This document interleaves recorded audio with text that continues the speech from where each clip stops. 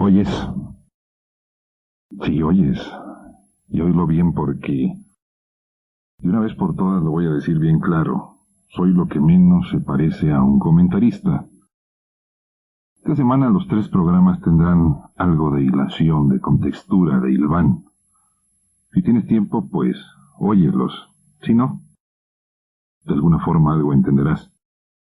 Eso espero porque, si no, voz al viento, saliva desperdiciada, esfuerzo enorme que no creas que es poco lo que me cuesta venir a este encuentro contigo. No digo que no me dé gusto encontrarme contigo, pero a veces me cuesta tanto.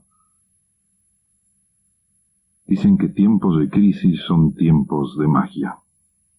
¿Tú me crees eso? ¿Me crees algo? Y como siempre son tiempos de crisis, pues entonces la conclusión es muy sencilla. Siempre la magia ha estado vigente. De cierta forma me referiré a eso. En otro sentido, algo tendrá que ver esto con los días pasados. Modas, cuestiones ancestrales, de modelaje intelectual. Durante siglos, nuestras creencias o las supuestas creencias de estas tierras implicaban un cierto culto a los fieles difuntos, a todos los santos y qué sé yo. Pero por esas cuestiones del modelaje intelectual que te decía hace un momento, se nos ha imbuido en un culto lo puedo decir, a las brujas. Noche de Halloween, noche de brujas.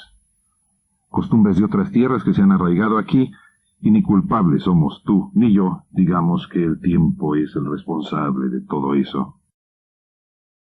Tiempos de crisis, tiempos de magia. Brujas. ¿Tú sabes algo de brujería?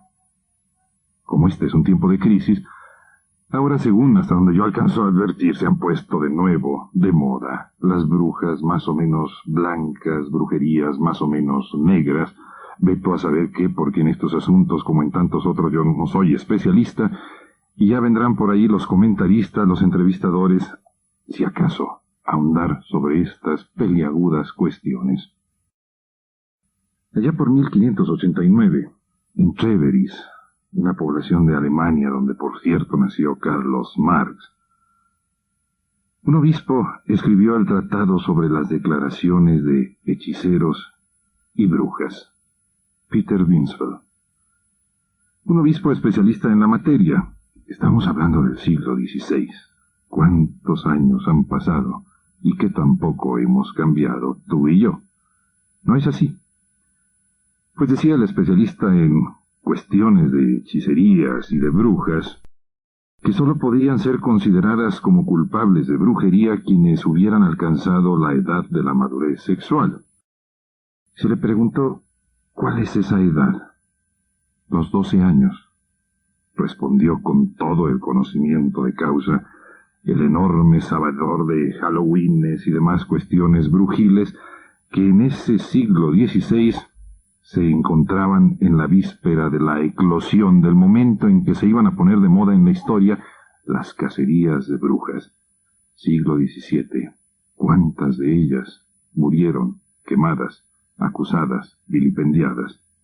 Que lo averigüen los estadígrafos o estadísticos o especialistas en números, porque yo no tengo los datos a mano. Peter Binsfeld, aquel tratado sobre las declaraciones de hechiceros y brujas. 12 años, la edad de la madurez sexual. Y luego se le preguntó, pero no puede haber excepciones. Claro que puede haber excepciones, niñas precoces. Entonces la conclusión fue que en el siglo XVII se llegaron a quemar, a perseguir, a acusar criaturas hasta de 5 años acusadas de brujería. ¿Qué se trata de seres mentecatos, personas zopencas del siglo XVI, XVII? Yo no creo. Yo creo que tiempos de crisis son tiempos de magia. Y esa expresión que se ha convertido en asunto, lugar común de los periodistas cuando no saben decir algo más, la cacería de brujas, tiene sus raíces profundas en esa etapa de la historia. En obras geniales de inspiración, ve tú a saber ¿Qué tipo de inspiración tendrían los que las escribieron? Como la de Jean Bodin cuando se puso a su tratado sobre demonomanía de las brujas, que era considerado un texto obligatorio para los perseguidores de estas. Y el texto se popularizó de tal manera que en 20 años se hicieron 20 ediciones, 21 por año. Esas obras fueron respaldadas por diversos credos. Es muy fácil acusar una determinada denominación eclesiástica de la persecución de brujas porque, vamos a ser sinceros, los ingleses también se dedicaron con especial ahínco a la cacería de ellas, de esas personas supuestamente dotadas de poderes ultraterrestres y que podían manejar las almas humanas a su voluntad. A Bodin, yo creo que le debemos reconocer la primera definición de qué es una bruja. Es una descripción apegada como científica, considerada como apegada al derecho y científica. Lo repito para que quede bien claro. ¿Puedes oír lo que sigue? Voy a dar la científica definición de Jean Bodin acerca de lo que es una bruja. Atención, por favor. Siglo XVI galopando. Tal vez la definición todavía pueda aplicarse en estas postmodernas épocas cuando tanto ha avanzado la civilización.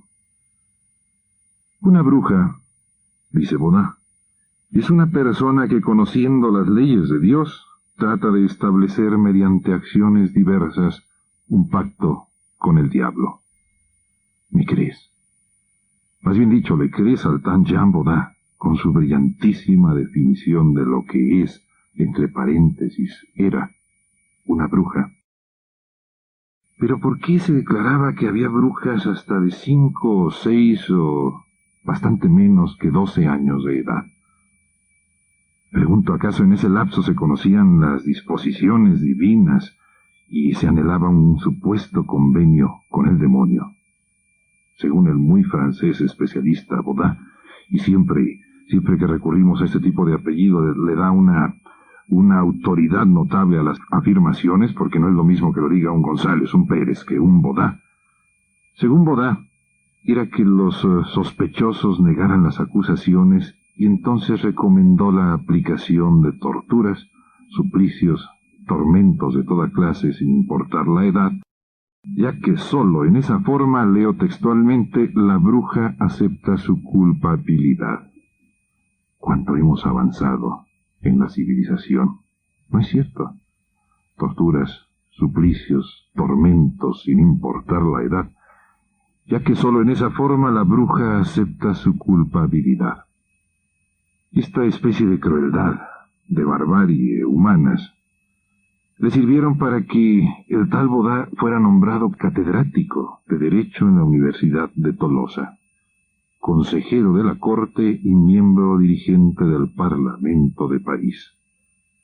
Y llega el ilustre Miguel de Montaigne. Qué elegante apellido, Montaigne, para no decir montaña. Pero bueno, él en sus ensayos, en el documento de la civilización occidental, donde elogia la virtud y la moral, definió al gran Bodin, al cazabrujas Bodin, como el genio literario más grande de su época, por aquel libro que había escrito, te repito el nombre tan elocuente, del cual se hicieron 20 ediciones en 20 años, y recuerda que el proceso editorial en aquellos tiempos era lento, era difícil, era de una notable paciencia, y su libro se vendió como pan caliente porque todos querían saber algo más acerca de las brujas. Te lo recomiendo, Demonomanía de las brujas. Con ese nombre, ¿quién no lo compra? ¿Cuánto hemos avanzado? Culto un poco discreto, un poco impuesto, venido de fuera, porque te decía en un comienzo que estos 3 programas, esta semana habrá una especie de continuidad. Se nos ha impuesto el culto a la brujería que no tiene nada de ofensiva, nada de ocultable, pero el nombre de Halloween en las civilizaciones nórdicas significa sencillamente eso, Noche de brujas. ¿Te suena bien? Tiempos de crisis, tiempos de magia. Y ese modelaje de nuestra forma de pensar, de nuestra forma de actuar, creo que tiene mucho que ver con un proceso a futuro. Culto. Estamos rindiendo cultos ajenos a costumbres que nada o poco tienen que ver con nuestras propias e idiosincráticas, qué palabra más elegante, con nuestra propia e idiosincrática forma de ser. De brujas se escribió, y del amor de los amores de las brujas también y mucho. ¿De quién? De Satanás. ¡Qué demonios! Lucifer fue algo que en el siglo XVII campeó por todas partes en vinculación con esos seres que supuestamente ya no existen y que se llamaron así, las brujas. ¿Y qué tenía que hacer Lucifer en todo este entuerto? Pues nada, recuerdas a Dostoyevsky. Él nos explica lo que son los endemoniados. Es un enfermo que sufre una ilusión persistente de creerse poseído por un demonio, solía decir el especialista en esos asuntos tan difíciles, Dostoyevsky. Pues una de las primeras víctimas del entrometido e intruso Belcebú fue la bella princesa de Mesopotamia, Ben-Enrest, cuñada del famoso y que estaba entonces de moda, el faraón Ramsés II. Estamos hablando del siglo XIII, pero del siglo XIII antes de nuestra era. El afligido padre de la hermosa posesa, el rey Bechtén, solicitó la ayuda faraónica y Ramsés envió hasta el hogar de aquella la colosal estatua del dios Khosu-Neferhatep, acompañada de más de 50 dioses de segunda clase. Y claro, ante tanto enemigo, el diablo aceptó una retirada, pero con dignidad enorme de su persona, e impuso una condición: que se celebrase en su honor una festividad alegre y jovial. Se hizo como lo pidió, y el mal espíritu entonces se fue al diablo. Tiempos de brujas. Época del Halloween. Costumbres que sin saber de dónde vamos asumiendo. Cultos extraños, notablemente extranjeros. Oye, una pregunta. ¿Te gusta la moda?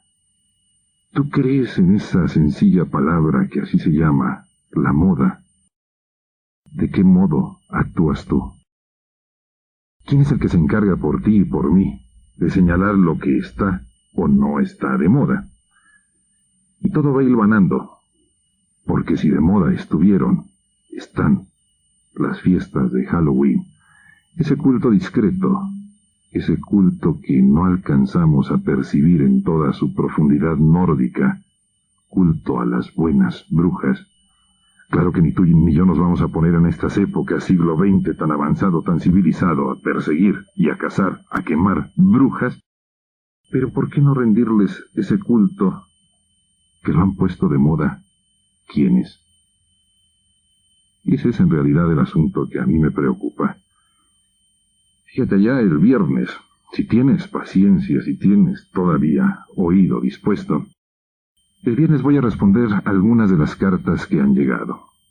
Algunas que me exigen que cambie yo de tenor, que me dedique a analizar asuntos mucho más profundos, que tienen mucho más significación en nuestra vida cotidiana, y no hablar de estos temas tan esotéricos, tan alquimísticos, tan semimágicos, que no desperdicie el tiempo de radio. Que porque debo ser comentarista de época. ¿Tú crees eso? ¿Tú crees en la moda? ¿Te parece? ¿Te parece que el próximo miércoles de ella nos ocupemos un poco?